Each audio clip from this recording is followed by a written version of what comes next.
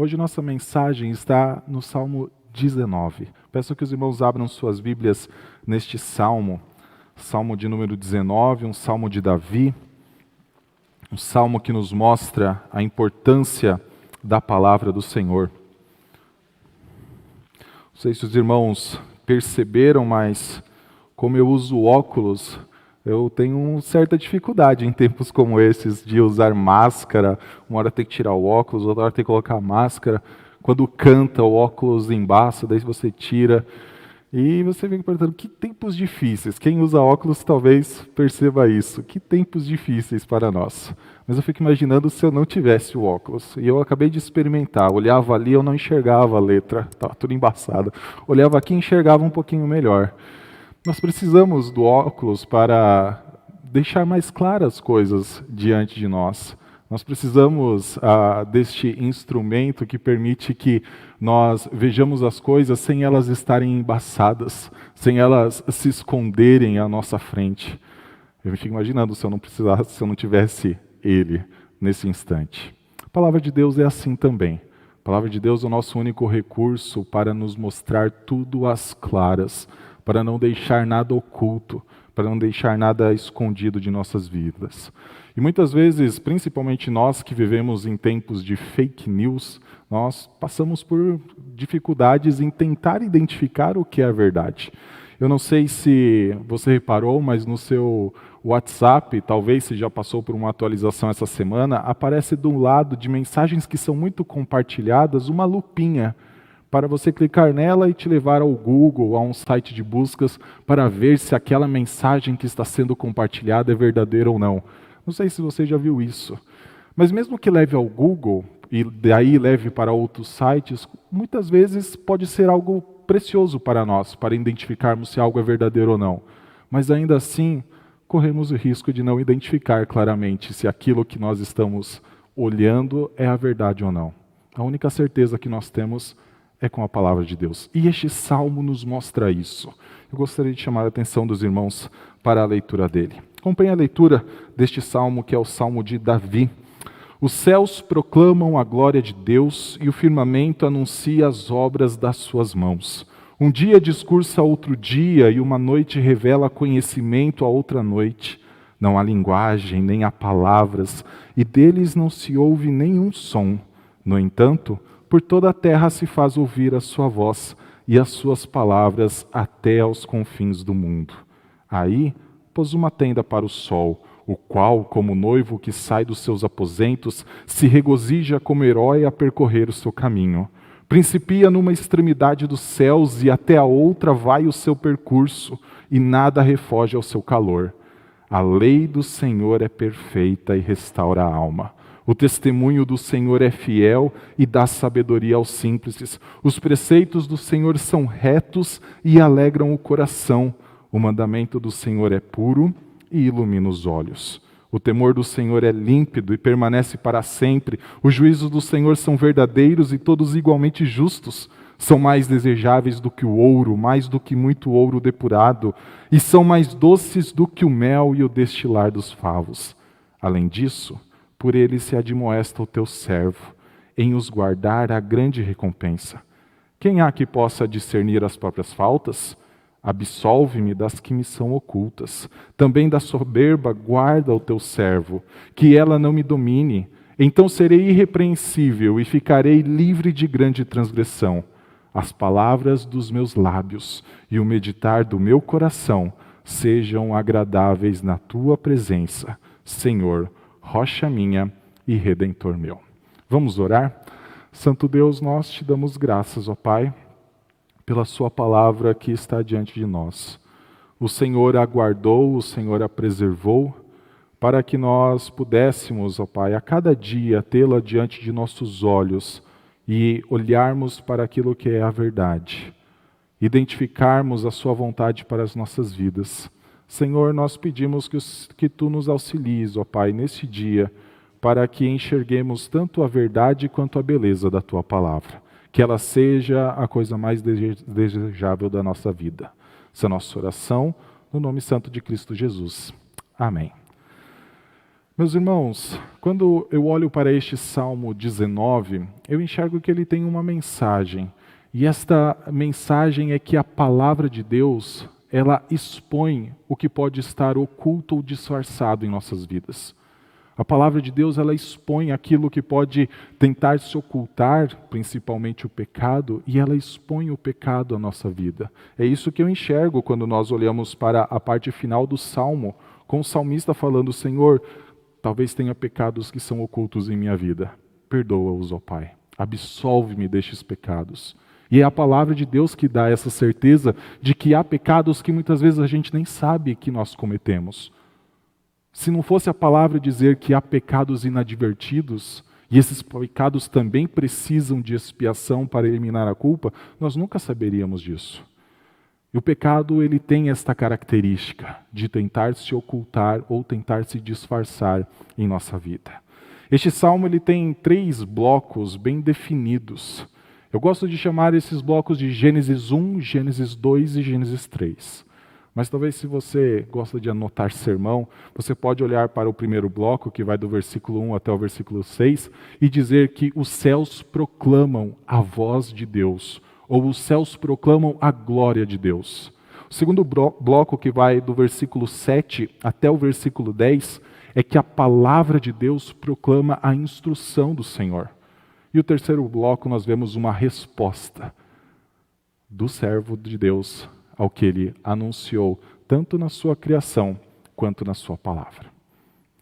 Quando nós olhamos para este versículo primeiro, nós vemos já logo de cara o que eu chamei de título deste bloco. Os céus proclamam a glória de Deus. E eu lembro aqui de Gênesis 1, que quando nós olhamos para o texto de Gênesis 1, ao final de cada dia que o Senhor criava todas as coisas, ele olhava para a sua criação e a criação trazia uma informação de volta para ele, que tudo o que ele fez era bom, tudo o que ele criou era muito bom.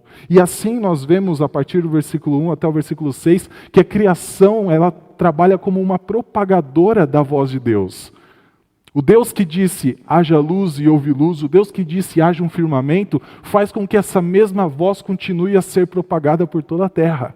Versículo 1 fala, os céus proclamam a glória de Deus e o firmamento anuncia as obras das suas mãos. Um dia discursa a outro dia e uma noite revela conhecimento a outra noite. Quando nós olhamos para os céus, e é muito interessante que ele trabalha com informações ou elementos da criação que são comuns a todas as pessoas. Nós não olhamos aqui para as árvores proclamam a glória de Deus, nós não olhamos para um rio, porque há lugares em que estes elementos não estão presentes. Mas o céu, o firmamento, está à disposição da vista de todo mundo. A noite e o dia recaem sobre todo mundo. Todas estas coisas proclamam a glória de Deus o tempo todo. E isso me mostra que para o Senhor, Ele jamais ocultará a sua glória. Ele jamais esconderá a sua voz. Ele jamais disfarçará o que sua criação anuncia. A mesma criação que no início retornou a informação de que era muito bom, também retorna a informação de que Deus criou todas as coisas e a glória dele enche toda a terra.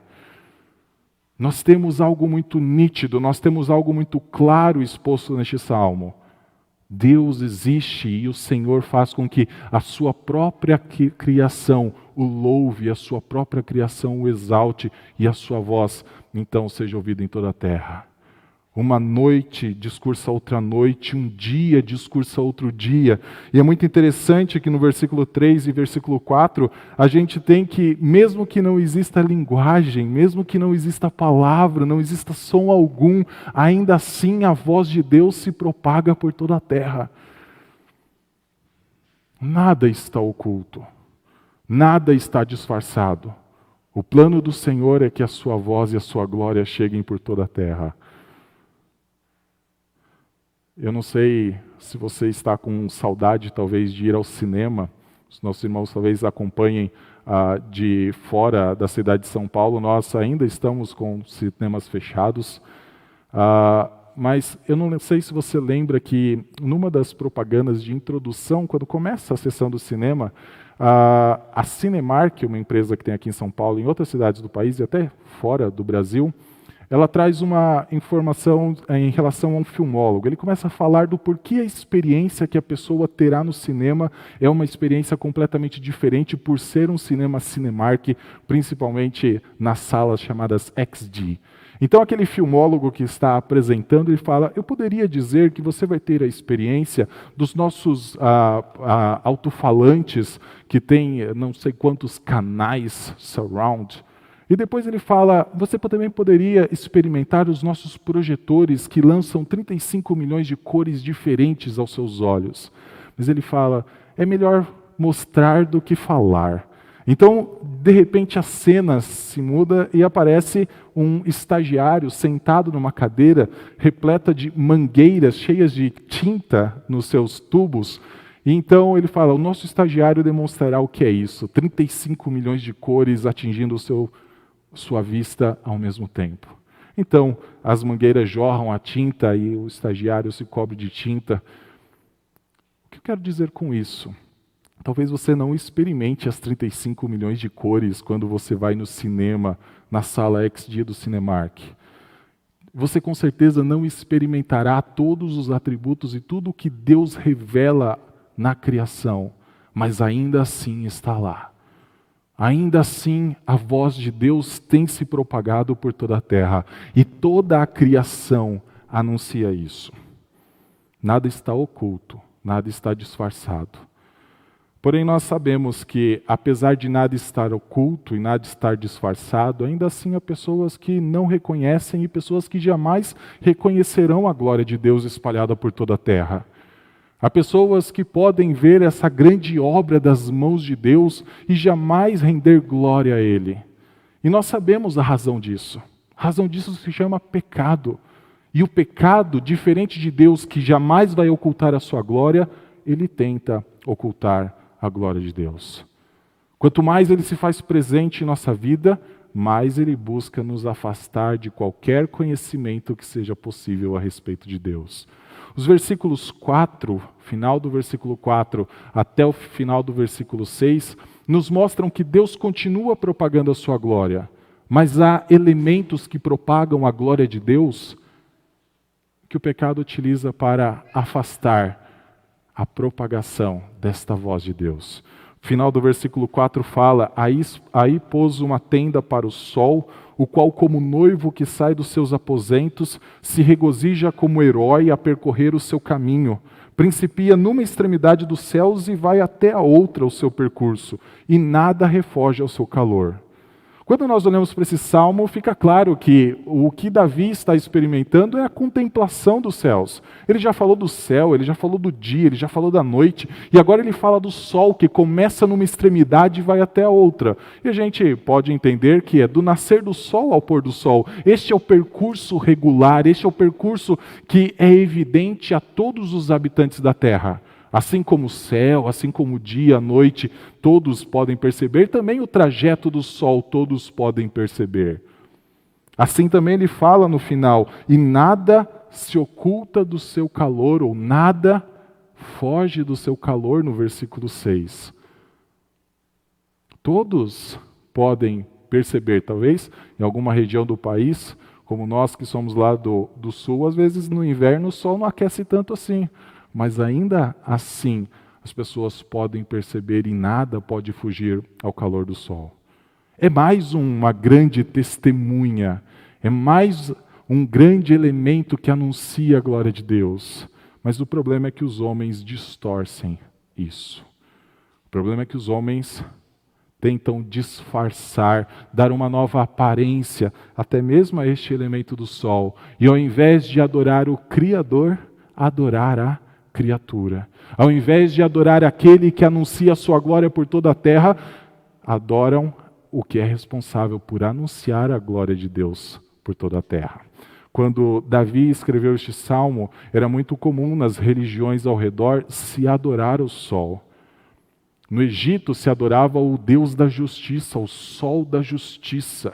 E muitos olham para este final do versículo 6 como nada refoge ao calor, como uma ideia de que a ira, a justiça deste suposto Deus Sol recaísse sobre todos.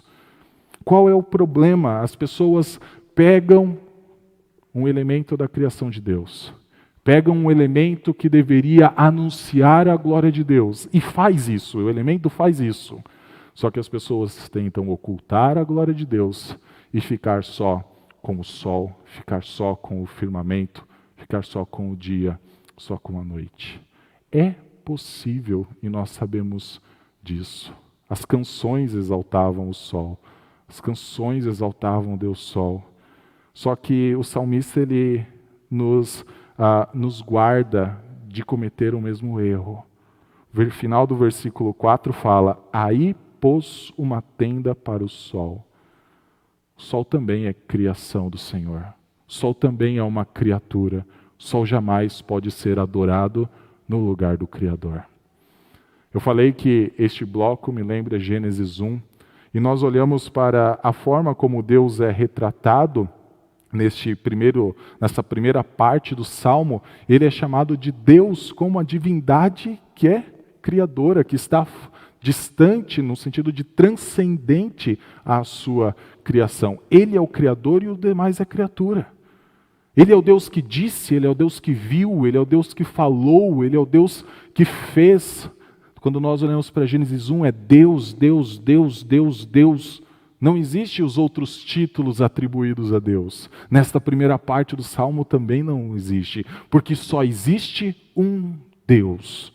Só existe um Senhor que proclama a sua glória por toda a terra. Mesmo que os homens tentem ocultar, mesmo que o pecado tente distorcê-la, a sua glória continua sendo propagada por toda a terra. A segunda parte do Salmo nos mostra que a palavra do Senhor proclama a instrução do Senhor.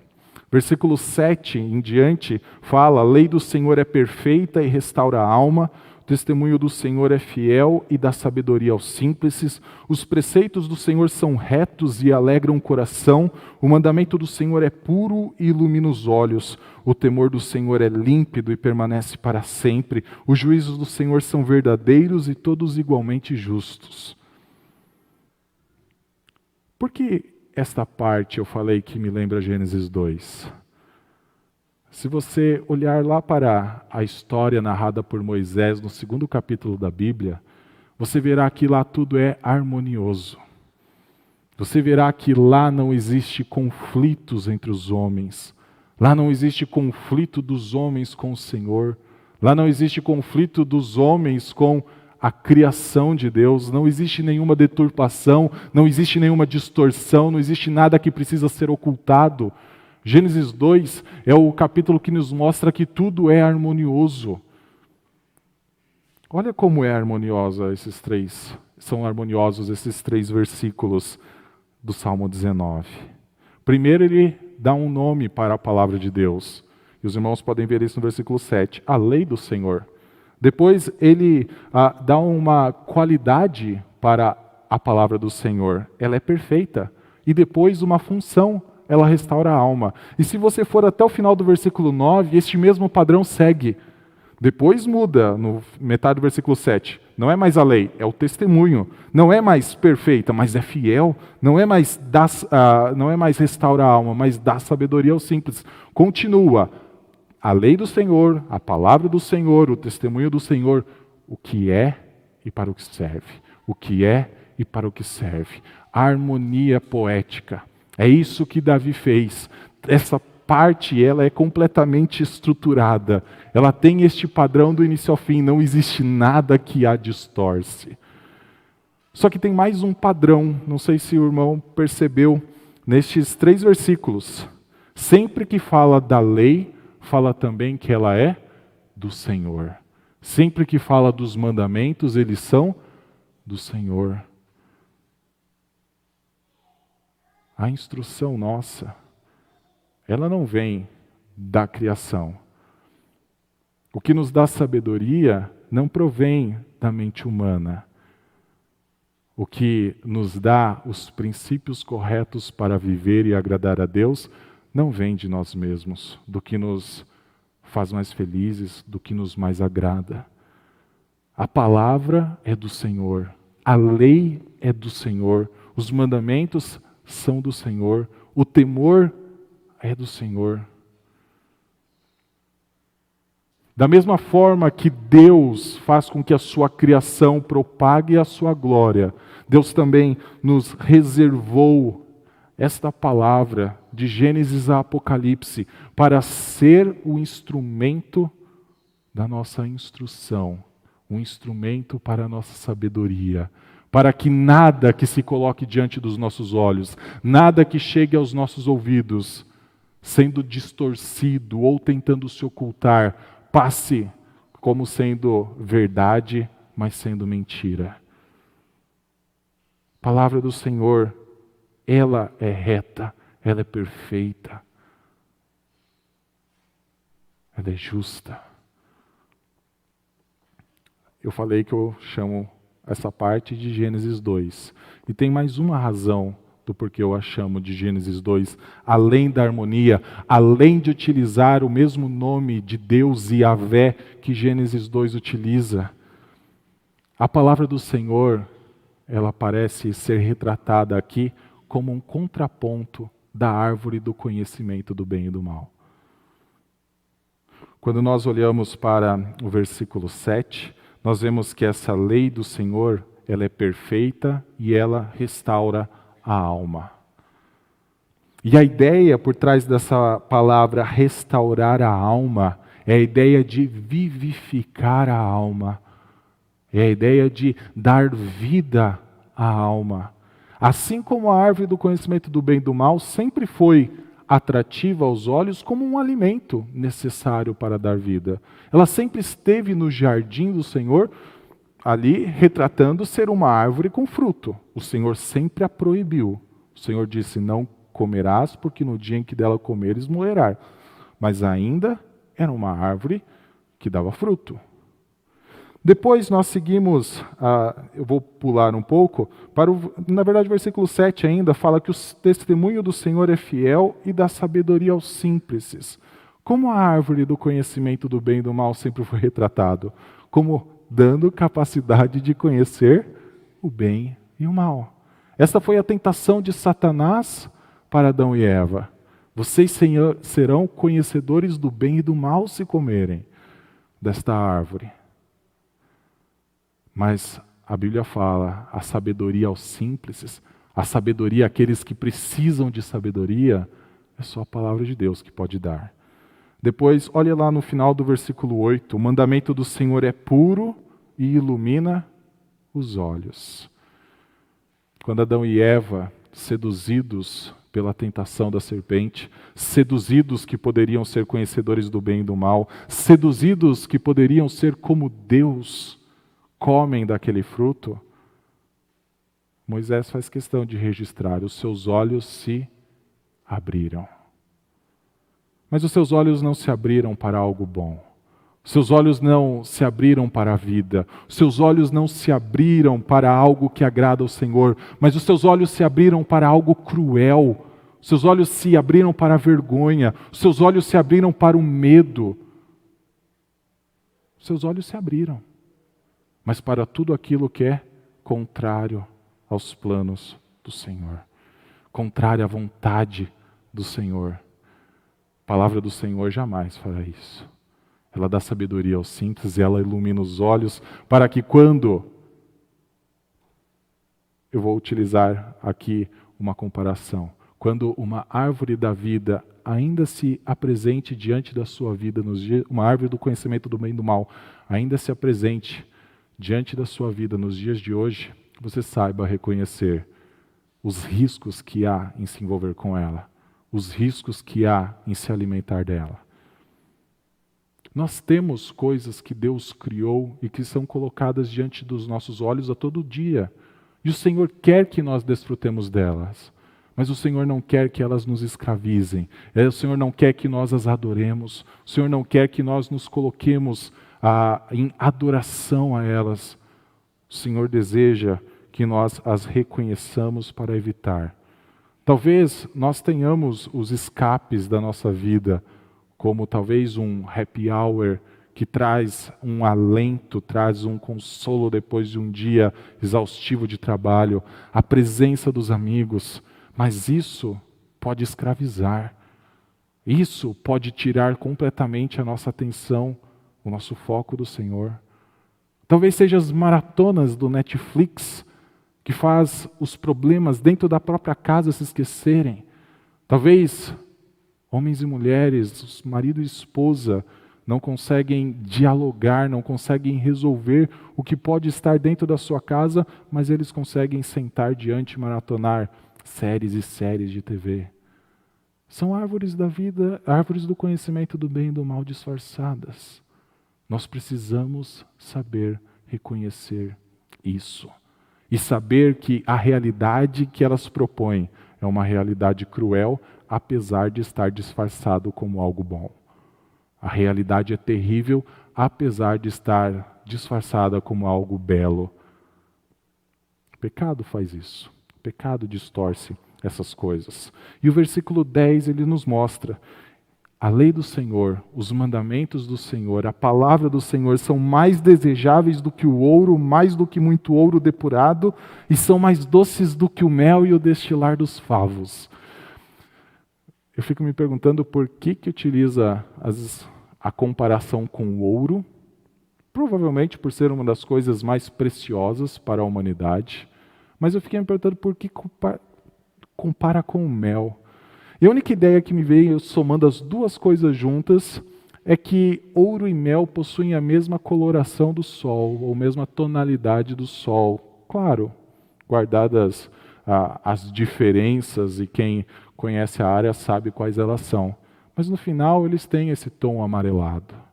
E no final eles têm esse tom atrativo. Um é da riqueza, o outro é da doçura. E eles podem nos seduzir, assim como Davi alertou para que o sol era uma criação de Deus e jamais alguém que pode ser colocado no lugar de Deus. Nós precisamos ter isto em mente. A árvore do conhecimento do bem e do mal também se mostrou desejável para dar conhecimento. Mas o Senhor fala, a palavra do Senhor é mais desejável. Num mundo com muitas vozes, num mundo com muitas ideias, com muitas ideologias, nós precisamos saber reconhecer o que é verdadeiro do que é falso. E nós precisamos estar preparados para mentiras e para coisas que tentem a nos afastar do Senhor, se apresentarem a nós disfarçadas como coisas boas. Ideologias que aparentam ser algo bom. Nós precisamos ter a palavra do Senhor aberta diante de nós para reconhecer quando um mal está disfarçado aos nossos olhos.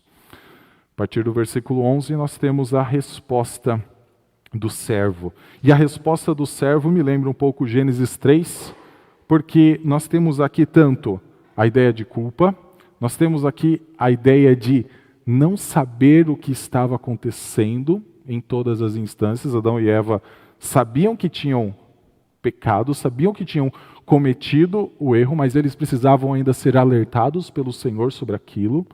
E o servo, ele fala, diante do que a criação anuncia e diante do que a palavra anuncia, ele inicia o versículo 11 dizendo, além disso, por eles, pelos mandamentos, pela lei do Senhor, se admoesta o teu servo em os guardar a grande recompensa.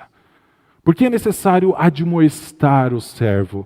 Por que é necessário exortar o servo? Porque talvez em sua vida tenha coisas ocultas que ele nem sabe que ali estão. E ele fala, a lei do Senhor serve para isso, para trazer à luz o que está oculto, para expor aquilo que tenta se disfarçar. O pecado, ele constantemente, principalmente quando ele se torna, faz parte de um ciclo de nossa vida, ou constante em nossa vida, chega um momento em que nós nem o reconhecemos mais como pecado. Já é tão natural. A lei do Senhor vem para admoestar. Os mandamentos do Senhor vêm para exortar e nos tornar preparados para identificá-los. Porém, como o versículo 12 fala, ainda assim é possível que nós não consigamos discernir todas as nossas faltas. O salmista fala, quem há que possa discernir as próprias faltas? Absolve-me das que me são ocultas. E antes que nós tendamos a achar, então, tenho tudo o que eu preciso para me corrigir na vida, a palavra de Deus ainda nos mostra, tem coisa que talvez nós não identificaremos. Tem erros e tem pecados que talvez nós não acharemos. Mas nós precisamos nos aproximar com este espírito humilde, dizendo: absolve-me, Senhor, das que me são ocultas. Nós precisamos ainda da misericórdia e graça de Deus. Por fim, nós vemos o salmista então caminhando e dizendo: também da soberba me afaste. Também tire a soberba da minha vida para que ela não me domine. Porque a soberba é a grande marca de um pecado disfarçado. A soberba é a grande marca de um erro que está se ocultando. Porque quando uma pessoa se acha capaz de todas as coisas, não se importa com os meios pelos quais ela utilizará para alcançar os objetivos. Não se importa com as pessoas que estão ao redor, não se importa por cima de quem ela precisará passar. E a soberba ela se torna ainda mais disfarçada, ainda mais oculta, porque ela se inicia no coração. Ela se inicia num coração que acha que pode ser independente do Senhor. Ela se inicia num coração que acha que pode viver livre da vontade do Senhor e seguir a sua própria vontade. O salmista fala: Senhor, livre-me da soberba, para que então eu caminhe para ser irrepreensível. Para que então eu seja afastado, e ele fala no final, para que eu fique livre de grande transgressão. Porque não há maior transgressão do que achar que pode ser sozinho na vida, no sentido de autônomo, no sentido de independente do Senhor. Porque era isso que as pessoas faziam com o sol. Ele é só um elemento que está ali para propagar a glória de Deus, mas as pessoas o exaltavam e o adoravam como Deus da justiça. É assim com o ouro que as pessoas muitas vezes se matam e até mesmo tiram as suas próprias vidas quando ele lhe falta. Tudo é disfarçado. O pecado ele tenta dar uma nova roupagem, dar uma nova aparência. O salmista fala: a sua palavra me alertou sobre isso. No final, versículo 14, ele fala: as palavras dos meus lábios e o meditar do meu coração sejam agradáveis na tua presença, Senhor, rocha minha e redentor meu. Esse último versículo, ele nos mostra que tanto o que é externalizado, quanto aquilo que ninguém vê, o salmista quer que seja para a honra de Deus. Quer que seja para a glória de Deus. Que as palavras que saiam dos lábios, mas também o meditar do seu coração, sejam iguais o que o céu, iguais o que o dia e a noite, igual o que o sol faz, anunciem a glória de Deus. E ele termina o versículo dizendo: Senhor, rocha minha e redentor meu. Ele reconhece o que Deus é na sua vida. E ele reconhece que ele precisa principalmente desta última palavra que ele fala em relação a Deus. Ele precisa de redenção. Porque lembra-se? Ainda há faltas que ele não sabe discernir. E mesmo que ele soubesse discernir, ele ainda precisa do perdão que vem do Senhor. Ele ainda precisa ser resgatado de uma vida que tenta se ocultar de Deus, assim como Adão e Eva tentavam se esconder atrás das árvores do jardim.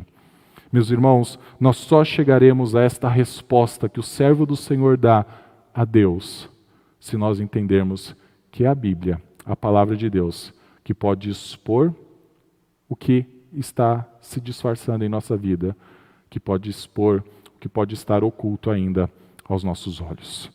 Encerro este sermão, meus irmãos, pensando que Deus nunca deixou nada oculto.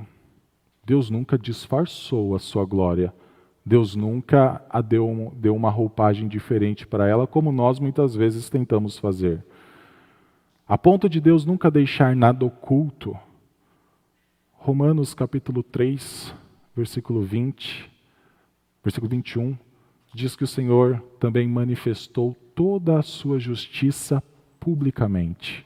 Em Cristo Jesus, como nós vimos em Hebreus capítulo 1, lido no início deste culto, a perfeita glória e expressão de Deus é manifestada. O que isso significa? Não existe nada que possa se parecer com Cristo, ou nada que possa se disfarçar de Cristo, ou nada que oculte Cristo da nossa vida, que pode nos resgatar de nossos pecados, mas somente Cristo e a justiça e a glória que Ele revela de Deus que podem nos trazer da morte. Cristo é a expressão exata dessa justiça. O que é anunciado nos céus, o que é anunciado na palavra de Deus, aponta para Cristo, aponta para Ele como aquele que nós precisamos para a nossa vida ser resgatada. Longe de Cristo, há soberba, orgulho. Há coisas que continuarão ocultas, se tornarão tão comuns a nós, que nós nem perceberemos que estão diante de nós. Para encerrar, 2 aplicações sobre este texto. A primeira é: tenha a Bíblia diante de ti todos os dias, para que o pecado não se disfarce em sua vida, para que o pecado não seja tão comum que você já nem consegue mais perceber ele dentro de todas as atividades que você faz. A Bíblia, ela vai listar cada pecado. Ela é como um espelho que você se coloca diante dele e você consegue identificar talvez algo que está fora da sua vista num primeiro momento. Precisamos da Bíblia a todo instante. Segundo lugar, tenha um espírito humilde, de reconhecer que você precisa da revelação de Deus, que você precisa caminhar com a palavra de Deus diante dos seus olhos a todo instante. O Senhor é o Deus que criou todas as coisas, a sua glória é anunciada em toda a terra, sua palavra é perfeita, enquanto nós somos imperfeitos. Que o Senhor nos dê graça, que o Senhor nos conduza a um bom caminho e que a sua palavra seja cada dia mais desejável para nós. Vamos orar? Santo Deus, nós te damos graças pela sua palavra, te louvamos porque o Senhor tem cuidado de nós e a sua palavra é claro exemplo disso. Obrigado, ó Pai, porque com ela nós podemos resistir às tentações de Satanás, nós podemos resistir, ó Pai, e tratar a própria concupiscência de nossa carne. Por meio dela, ó Pai, o Senhor também nos ajuda a propagar a sua verdade pelo mundo. Nós te louvamos pela graça de termos ela impressa em áudio. O Senhor tem nos ajudado de diversas formas e nós te louvamos por isso. Mas acima de tudo, ó Pai, nós agradecemos, Senhor, pela palavra encarnada. Agradecemos por Cristo Jesus, que pagou o preço de nossos pecados, tanto aqueles que são claros a nós, quanto aqueles que ainda são ocultos. Senhor, não permita que nenhum erro passe despercebido a nós, mas que, ó Pai, nos arrependendo deles, também nós os abandonemos para a sua honra e glória. Essa é a nossa oração, no nome santo de Cristo Jesus. Amém.